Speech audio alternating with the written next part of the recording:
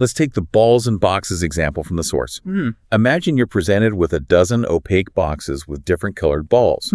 You've learned the meta rule. In any given box, all balls are the same color. Okay. Now, if you open a new box and observe just a single green ball, you can immediately logically deduce that all the other balls in that box must also be green. This higher order meta-level knowledge of the rule enables one-trial learning. It massively speeds up the process and allows you to infer the grammar of a domain, not just its surface features.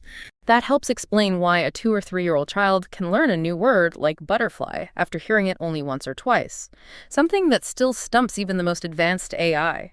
How do they do that? When the word is uttered in this complex scene, full of other objects and abstract properties, butterfly could theoretically mean color, sky, move, anything. Children are incredibly efficient hypothesis testers. They logically test possibilities, favoring the simplest, most consistent one. If dog is heard in 2 different contexts, they quickly infer it refers to a category of animal, not just a specific phyto. Mathematical models of this process predict that just 3 or 4 instances are enough to converge on the appropriate meaning. It's really fast. They also cleverly use shared attention, following the adult's gaze or pointing finger in grammatical context. For example, inferring that a word following "the" is probably a noun. These meta-rules restrict the search space for meaning, enabling this lightning-fast acquisition that, no AI has yet replicated. Even Rico, the clever shepherd dog mentioned, used a primitive form of this, a mutual exclusivity principle. If he heard a new word, he assumed it referred to a new object whose name he didn't yet know. Exactly. It's a testament to how powerful these meta-rules, even simple ones, can be for accelerating learning. So this continuous search for rules, for causes, this deep-seated curiosity to understand why things happen, it's truly like being a detective. It always boils down to going back to the hidden causes of phenomena to deduce the most plausible model that governs them. But in the real world, observations are rarely purely true or false, right? They're uncertain, ambiguous. And this is where it gets really interesting for understanding how our brains handle ambiguity. Bayesian theory. Outlined by Reverend Thomas Bayes back in the 18th century, it precisely tells us how to reason with probabilities, how to continually update our beliefs after each new observation. It's like the perfect extension of classical logic into the foggy domain of uncertainties. For example, if you flip a coin 20 times and it's always tails, Bayesian theory quantifies exactly how much your initial belief that the coin is unbiased should change. It gives you a number. And this isn't just for statisticians or complex algorithms, you're saying? No, not at all. The very same type of reasoning seems to occur right inside our cortex. According to this predictive coding theory, each brain region constantly formulates hypotheses and sends predictions, these top-down signals, to other regions, constraining their assumptions. Right. These predictions then confront bottom-up messages coming in from the outside world, like signals from the retina. The brain then calculates an error signal, the difference between what its internal model predicted and what it actually observed.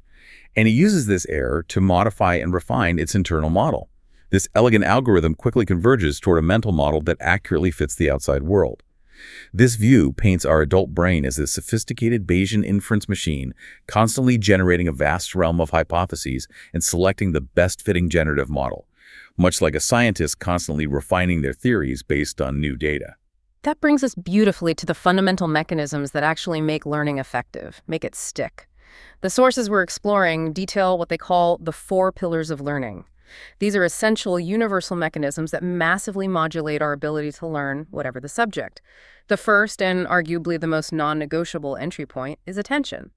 A set of neural circuits that select, amplify, and propagate relevant signals, multiplying their impact in memory like 100-fold.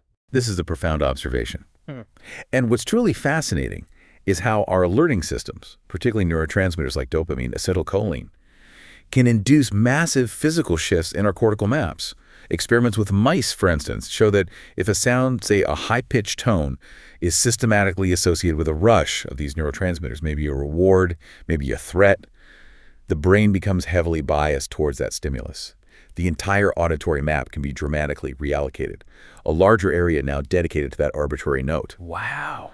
This improves discrimination for that specific sound, but potentially at the cost of representing other frequencies.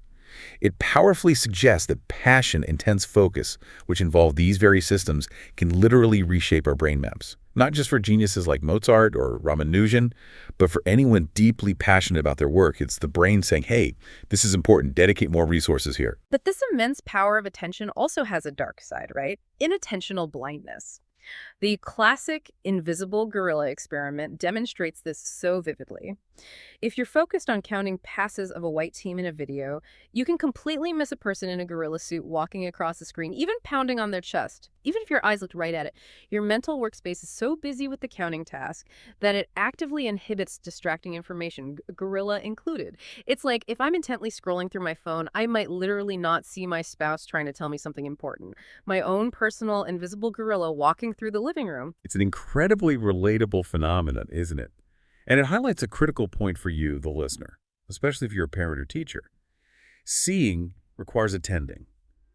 If students are distracted, if they fail to pay attention, they may be entirely oblivious to what's being taught, even if it's right there in front of them. And what's worse, we're often unaware of our own unawareness. Research shows that attention radically changes what is learned. For example, focusing on letter-sound correspondence versus whole-word forms drastically affects reading acquisition and the specific brain circuits that get activated.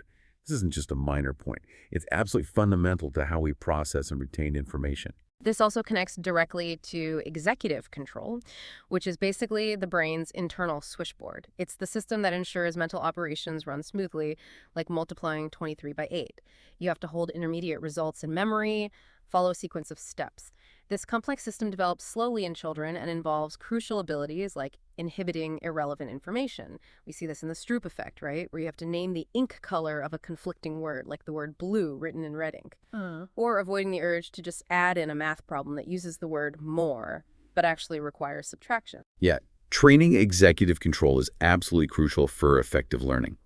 Games like Fish Head, which teaches kids to avoid being distracted by neighboring fish while focusing on a target, they help improve concentration, inhibition. Montessori activities like walking carefully on a line with a spoon, video games that challenge working memory, mindfulness meditation, even musical instrument practice. All these contribute to developing this vital skill. They strengthen the prefrontal cortex, the seat of executive function, and can even improve fluid intelligence. It's about building that mental muscle to focus, filter, and plan effectively. Okay, pillar number 2 is active engagement. Our sources really emphasize this. A passive organism learns almost nothing. Learning requires an active generation of hypotheses, fueled by motivation and, of course, curiosity. You have to want to interact with the material, to wrestle with it, to make it your own. And curiosity, far from being something you acquire, it's an integral part of our brain circuitry. It's a fundamental drive, as primal as hunger or thirst. Yeah. It provides a significant survival advantage, pushing us to explore, to acquire knowledge in an uncertain world. Animals that explore their environment regularly just have a better chance of detecting threats or opportunities. It's this propulsive force encouraging us to act, seek, and learn. And curiosity, surprisingly, follows a kind of bell curve. We're generally not curious about things that are too simple because they're boring, right? No new information there. Nor are we curious about things that are too complex or confusing because their structure eludes us. We can't make sense of them. Right. Our sweet spot is new and accessible challenges, things just beyond our current understanding. That's why babies are fascinated by seemingly trivial things like grasping their toes or playing peekaboo. Everything is new knowledge to them. Once they've extracted all the learnable information from a concept, they move on. Boredom sets in. Which raises an important question. Can curiosity, this innate drive, actually be punished or suppressed? Sadly, yes. Overly rigid pedagogical strategies, like traditional lectures that discourage participation or questioning, can inadvertently shut down exploration. Research shows that if a teacher explicitly shows a child all a toy does, the child's spontaneous exploration drastically decreases. They just assume there's nothing left to discover. The intrinsic reward signals from curiosity compete with external rewards and punishments. If exploration is punished, children learn to inhibit that vital drive. So the takeaway here seems clear. It's about structured pedagogy, yes, but with an open door for discovery. The ideal scenario is offering guidance while still encouraging children's creativity, letting them know there are always 1,000 things to discover. Teachers should constantly feed students with questions, remarks that stimulate imagination, rather than just providing answers. Keep that curiosity alive.